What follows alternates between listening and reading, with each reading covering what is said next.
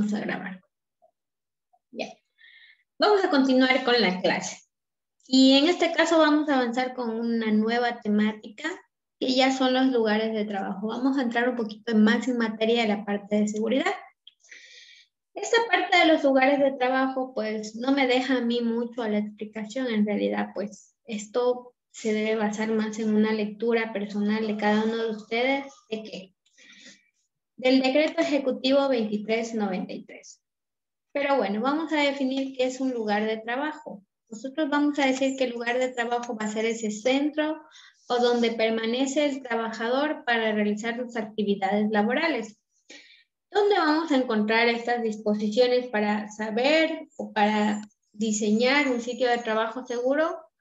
Pues vamos a encontrarlo en el Decreto Ejecutivo 2393 y se conoce como el Reglamento de Seguridad y Salud de los Trabajadores y Mejoramiento del Ambiente de Trabajo.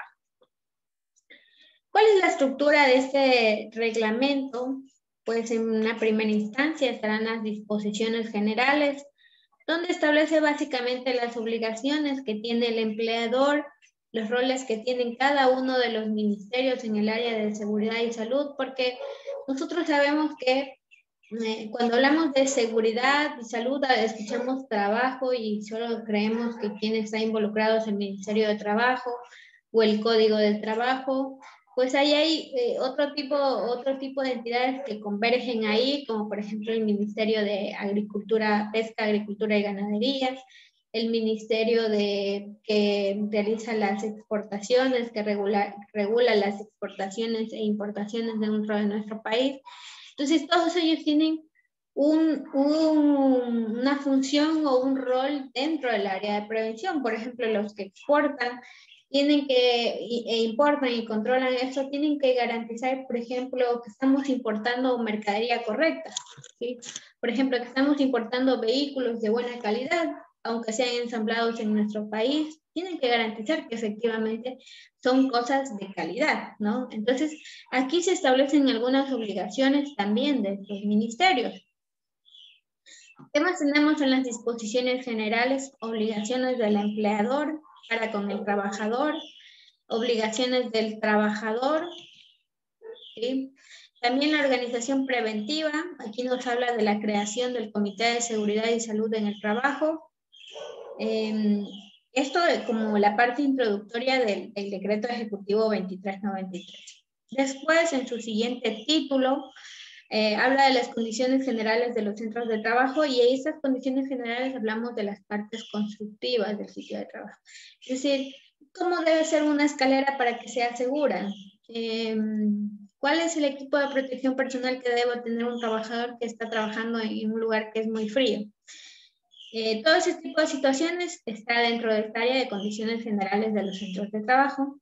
Tenemos la parte de aparatos, máquinas y herramientas, cuáles son los resguardos que debo instalar, cuáles son esos tipos, manipulación y transporte, también hay un capítulo de protección colectiva y de protección personal.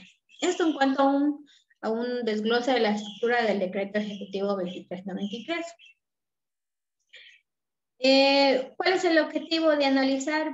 Pues es porque este decreto establece las condiciones de seguridad que debe tomar el empleador para eliminar o minimizar el riesgo, ¿sí? Y esto debe ser en función del tipo de actividad, del tipo de instalación donde se realiza, los materiales que se utilizan y los equipos y métodos de trabajo, ¿sí? La primera parte de los lugares de trabajo tenemos en el artículo 21, en la primera parte habla de la seguridad estructural. Pues aquí ya es una parte de qué tan seguro construimos nuestras edificaciones, ¿no? Y por eso he puesto aquí un Einstein, ¿no? Poco con sentido común. De utilizar materiales adecuados, de si tal vez tengo que hacer el relleno de un sitio, digamos que es pantanoso, hay que hacer el relleno, hay que hacer el estudio del suelo, ¿verdad? Es lo que hacen aquí en Ecuador, que hacen columnas para una casa de un piso, pero termina siendo una casa de 3, 4 pisos, ¿verdad? Y esos son daños o déficits estructurales que se dejaron ver, por ejemplo, en el terremoto que pasó, creo que fue en el 2000, 2016, terremoto del 2016, en Pedernales, en Manabí, que dejó ver los daños estructurales que habían, ¿no? Casas que se derrumbaban como papel, mientras que otras se mantenían fijas, porque aquí en nuestro país pues no hay una forma de regularizar eso como tal, ¿no? Mientras que vimos que el mismo terremoto en la misma escala hubo en Chile, pero en Chile no se derrumbaron todas las casas como papel, como aquí en Ecuador, ¿no? Entonces, eso ya va un poco en el sentido común. Y por lo general aquí los contratistas se ahorran bastante en materiales, ¿no? ¿Qué más tenemos aquí? Aquí analizando yo he sacado un resumen más o menos ahí del decreto ejecutivo 2393.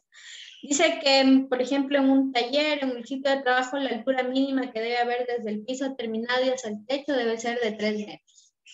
Salvo que sea una oficina, puede tener de 2 metros. ¿Sí? Entonces, yo les pregunto, ¿qué pasa si hay un techo que es bajo? ¿Qué produce si su casa tiene un techo bajo? ¿Qué le produce a usted? Mucho calor. Mucho calor, ¿verdad? Además que suele sentirse un poco claustrofóbico porque el techo está muy cerca, ¿verdad? Entonces es una condición de seguridad que los techos sean altos en los sitios de trabajo, como mínimo 3 metros. Solo que sea una oficina se le permite 2.3 metros de altura. El espacio de desenvolvimiento para el trabajador que le garantice una movilidad tiene que ser de 2 metros cuadrados. Y por ejemplo, a los docentes ahora dicen que nos van a poner cubículos, ¿no?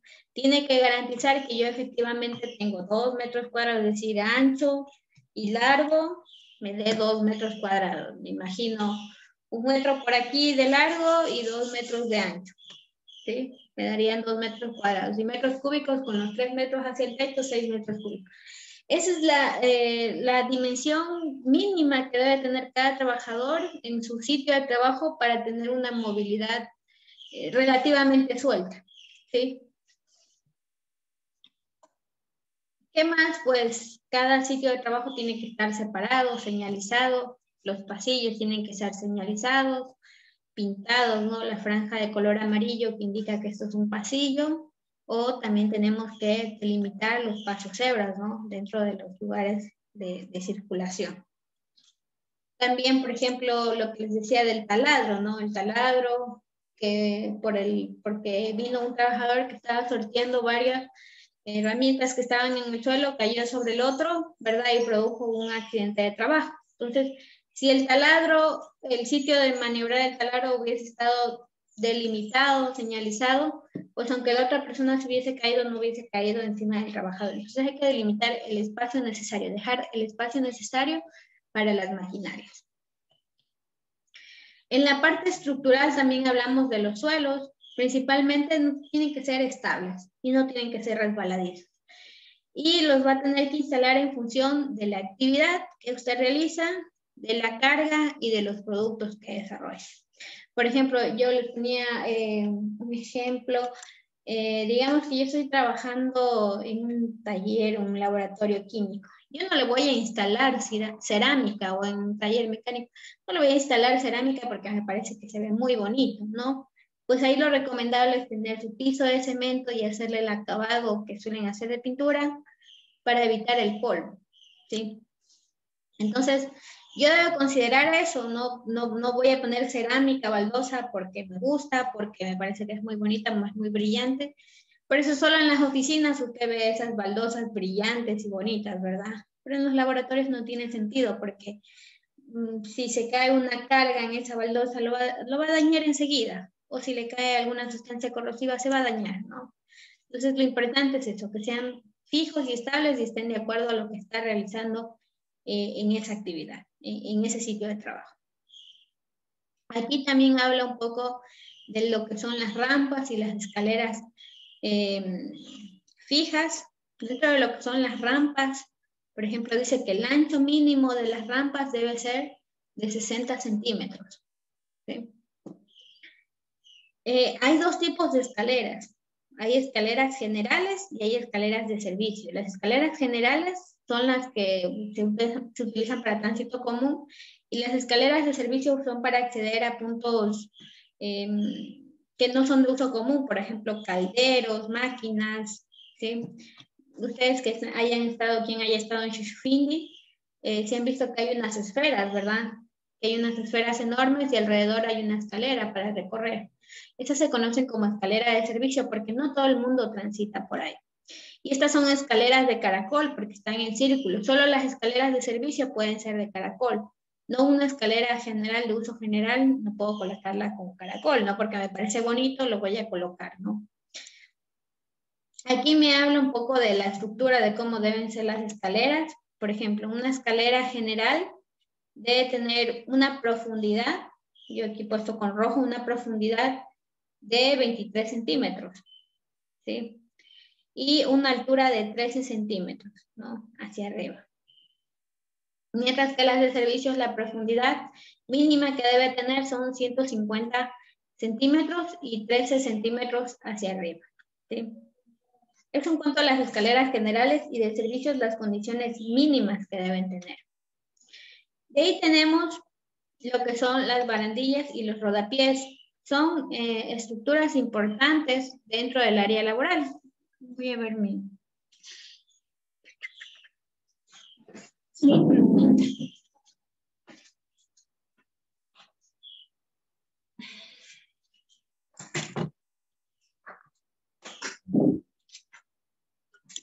Entonces, por ejemplo, aquí, cuando hablamos de barandillas y rodapiés, yo voy a decir que este es el piso terminado. Y por aquí, por la parte de arriba, yo voy a tener un tubito, ¿no? Ese tubito que yo coloco en la parte de arriba se va a conocer como la barandilla.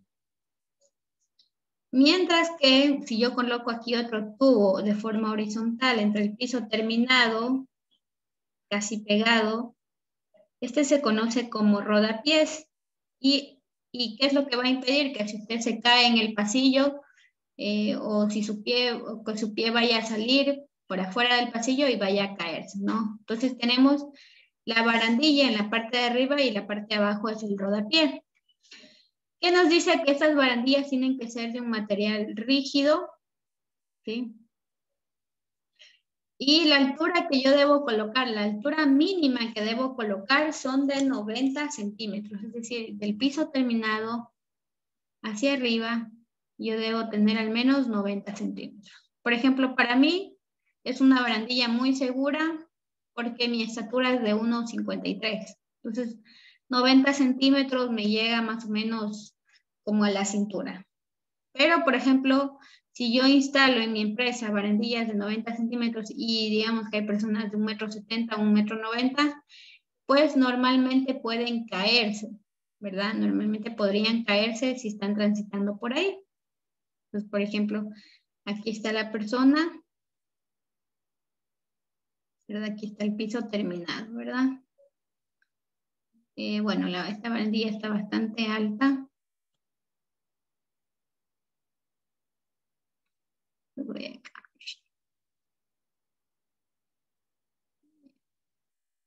Por ejemplo, a mí me llegaría aquí. Y es muy fácil perder el equilibrio entre más baja esté la barandilla, ¿no? Entonces vemos que es una protección colectiva necesaria dentro de las empresas, ¿no?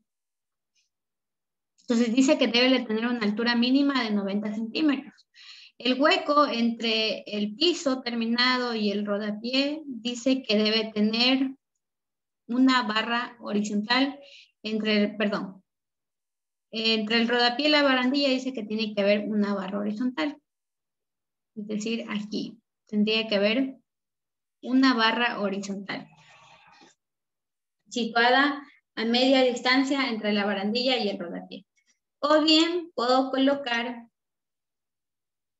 rejas verticales con una separación de 15 centímetros, de 150 milímetros, ¿no? Entonces, o bien debo colocar, perdón, esto no va hasta abajo, ¿no? Va así, ¿no? Entonces, si no le pongo ese tubo horizontal en la mitad, le tengo que colocar barandillas verticales, situadas a 150 milímetros de separación, ¿sí? Y los rodapiés dice que deben tener una altura mínima, ¿sí? Yo diría que aquí me he equivocado, ya lo voy a revisar. Más bien creo que diría máxima. De 20 centímetros, ¿no? De 20 centímetros entre el piso terminado hacia el rodapié. ¿Sí? De tal forma que si usted pierde el equilibrio o algo, pues por ahí no va a pasar, ¿no? No le va a pasar nada, ¿no? Simplemente puede que salga su pie, pero nada más. ¿Sí? Entonces, los rodapiés también son una forma de seguridad. Y esa es una protección colectiva, vuelvo y repito, importante dentro de las áreas de tránsito en el área de seguridad laboral, ¿no? En algunas empresas. ¿Qué más tenemos aquí? Hablemos un poco de los pasillos. Pues los pasillos son estos tramos que son para caminar, que vemos en estas imágenes, ¿sí? Deben tener un ancho adecuado, ¿sí? Vemos aquí lo que nos dice. ¿Qué nos dice aquí? Que si son vías de circulación de vehículos, ¿sí? Si el vehículo que va a circular por aquí, veamos en esta imagen que está aquí, digamos que este vehículo tiene 60 centímetros de ancho, ¿sí? El ancho de este vehículo es de 60 centímetros. Yo puedo hacer, creo que aquí he puesto, puedo hacer un sentido único, ¿no? En el que van, más bien aquí, bueno, ya les voy a corregir, ¿no? Aquí sería un sentido doble y acá sería un sentido único, ¿no? Si por el pasillo cruzan vehículos de 60 centímetros, puedo hacer una vía de circulación en dos sentidos, ¿no? Tengo 60 y 60. Pero si ya supero el ancho del vehículo, es mayor de 60 centímetros, es mayor de 90 centímetros, ¿sí? Es decir, un vehículo mucho más ancho, ya no puedo hacer una doble vía de circulación, sino que esta va a tener que ir en un solo sentido, ¿sí? Y tendré que acomodar, digamos que por acá tendré que acomodar otra vía de circulación, ¿sí? Que acá me he confundido en la diapositiva, ¿no? Como les decía, tiene que estar señalizado el paso para los peatones, ¿sí? Este vemos que es un único sentido. Y acá es en doble sentido.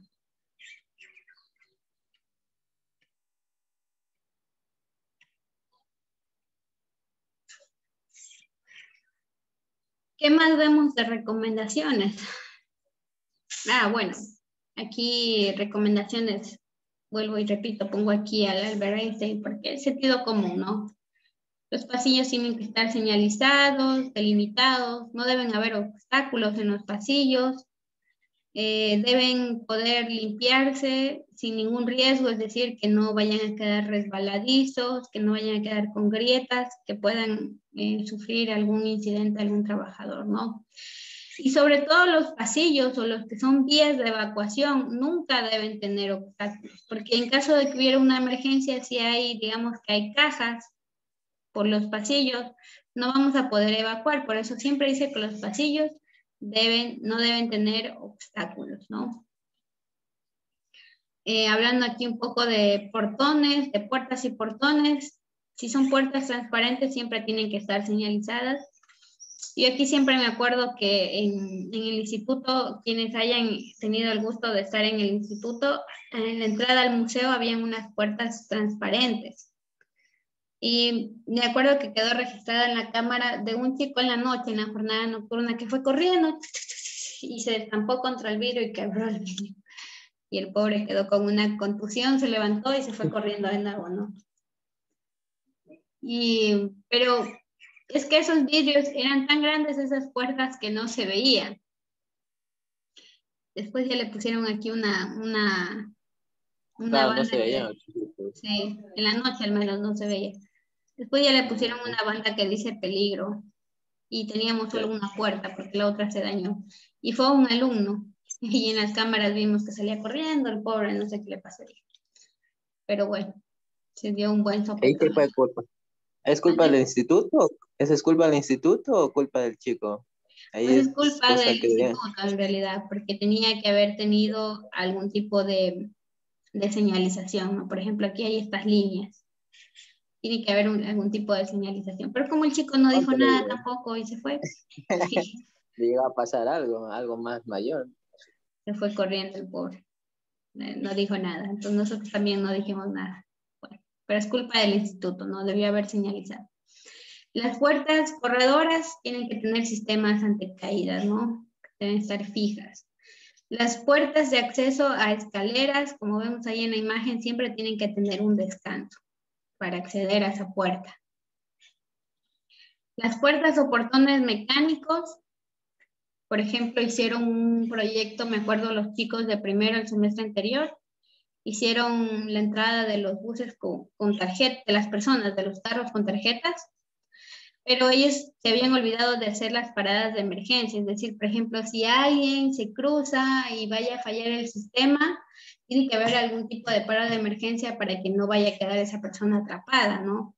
Entonces después tuvieron que dedicarle bastante tiempo a la programación. Y ellos hicieron la instalación y fue de lo más fácil para ellos, ¿no? Pero la programación, pues ahí fue donde tuvieron que cuidar muchos detalles, ¿no?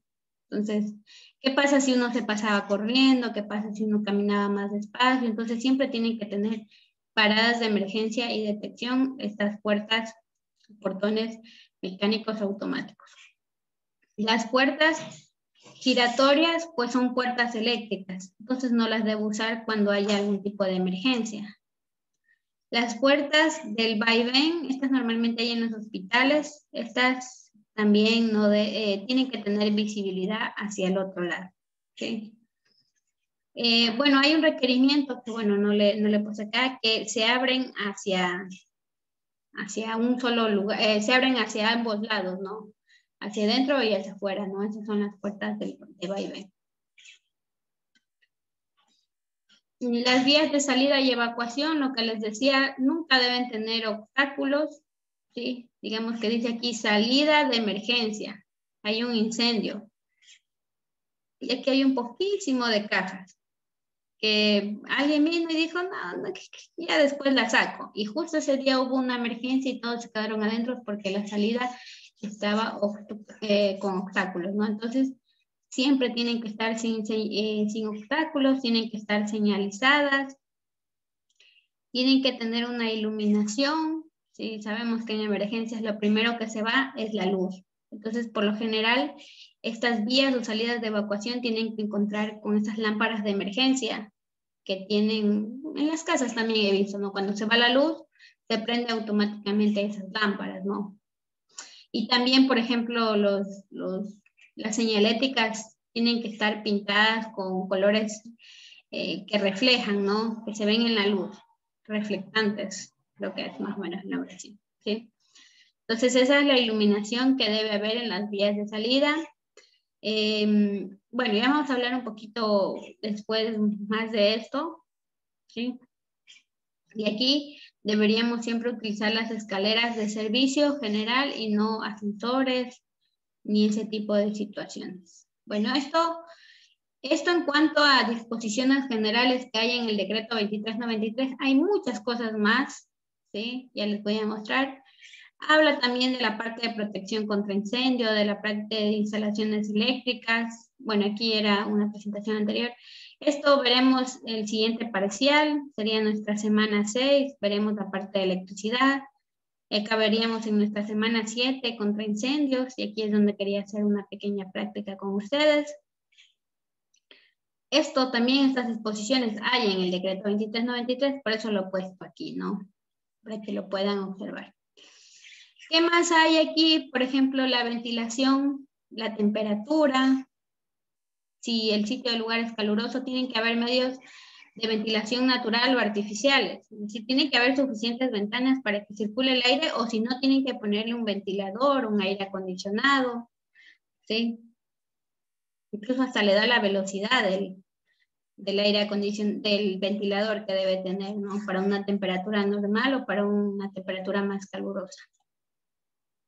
¿Qué más puede encontrar en el decreto 2393? La iluminación, los niveles mínimos de iluminación de acuerdo a las tareas que usted va a hacer, ¿sí? De acuerdo a las actividades que va a hacer. Por ejemplo, 300 luxes. ¿Qué dice que necesita un mínimo de 300 luxes? Siempre que sea esencial la distinción media de detalles, tales como trabajos de montaje, pintura a pistola, tipografía, contabilidad, taquigrafía, debe tener 300 luxes. Vemos que, por ejemplo, 20 luxes es permitible únicamente en pasillos, patios y lugares de paso, donde prácticamente no estoy trabajando, solo estoy pasando. Y, por ejemplo, vemos 200 luxes, deben utilizarse en talleres de metal, de costura, ¿sí? Y imprentas. Entonces, esto es información, todo esto es información que saqué de ahí del decreto 23. Entonces, ¿cómo garantizo que estoy dando esa iluminación adecuada? Pues puedo medir mediante un luxómetro, puedo medir la cantidad de luz que existe, ¿no? ¿Tienes?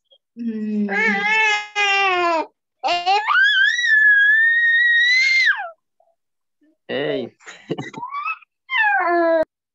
Ya. Quienes estuvieron en el instituto recuerdan que la luminosidad allá era bastante deficiente. Me acuerdo que fueron a hacer un estudio con el luxómetro. No necesitábamos el luxómetro para saber que era deficiente, ¿no? Había focos de color amarillo y colocados, aunque habían muchos focos amarillos y colocaban en la parte nocturna, no se veía bien, ¿sí? Y cuando hicieron igual el estudio de luminosidad, pues no cumplimos. ¿Por qué? Porque estábamos muy por debajo. Nosotros en la parte de educación ya son trabajos dedicados, siquiera tendríamos que haber tenido 200 luxes, ¿sí?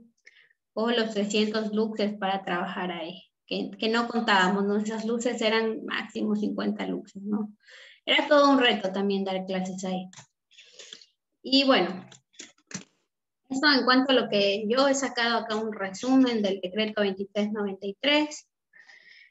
Uno que me faltó poner ahí, que también es importante, así como cultura general, conocer, pues es que aquí también vamos a encontrar los niveles de ruido al que puede estar expuesto un trabajador. ¿Sí? Por ejemplo, aquí yo pongo ruido. Este es el decreto 2393, ¿no?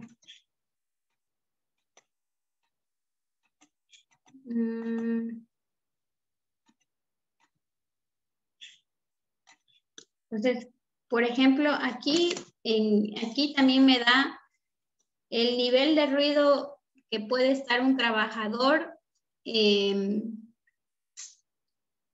durante 8 horas diarias. ¿Cuánto puede soportar un trabajador durante una jornada que se conoce como normalmente 8 horas, ¿no? Entonces, el ruido para alguien que tiene que trabajar 8 horas ahí puede estar solo en los 85 decibelios. Y 85 decibelios, estamos hablando de un poco ruidoso. El sonido de lo que yo estoy hablando aquí con ustedes, si yo hablo en voz baja, sería como unos 60 decibelios, ¿no? Y en el sonido que yo estoy hablando con ustedes son como 70 decibelios. 85 estoy subiendo un poco más la voz. 90 prácticamente estoy gritando. Y de ese nivel, de ese umbral no puedo pasar. En realidad con mi voz no puedo pasar de ese umbral, ¿no? Entonces, vemos que ya puede generar un poco de disconfort en la persona 85 decibelios si hablamos que nosotros estamos hablando como a 70 en una plática normal. Y, por ejemplo, si el trabajador tiene que estar expuesto a 95 decibelios, su jornada de trabajo tendría que ser solo 2 horas al día. Es decir, tiene que trabajar en esa máquina que hay mucho ruido y se ha delimitado que hay 95 decibelios, él solo tendrá que estar 2 horas y después de eso tendrá que venir otra persona a trabajar y tendrá las 2 horas y así tendrá que ser el trabajo rotativo porque no puede estar ahí 8 horas seguidas, ¿no? Y por ejemplo, miren, conforme va aumentando va disminuyendo la jornada laboral. Esa sería una medida preventiva. Díganme. Eso es similar a cuando uno se trabaja en áreas de radiación, diga. Correcto. Veamos, aquí también debe estar la exposición a radiación. Pero bueno, esto hay que hacer medidas de que con un aparato que me permite medir los decibelios, tengo que medirlo durante 8 horas. ¿Sí? Y hacer una ponderación para saber cuánto es el ruido que está expuesto el trabajador. Pero eso es higiénico y eso ya es un riesgo higiénico, por eso ya las medidas se evalúan así, ¿no? Radiación, veamos. También está aquí en el decreto ejecutivo 2393. Ya, por ejemplo, aquí habla de las ondas de los microondas. ¿Sí? Que nos dice que en los lugares de trabajo donde se generen microondas, entendiéndose por tales relaciones de frecuencia comprendidas entre los 100 MHz y los 100 GHz, se regulará el tiempo de exposición respecto a la densidad de potencia de la radiación según los parámetros establecidos.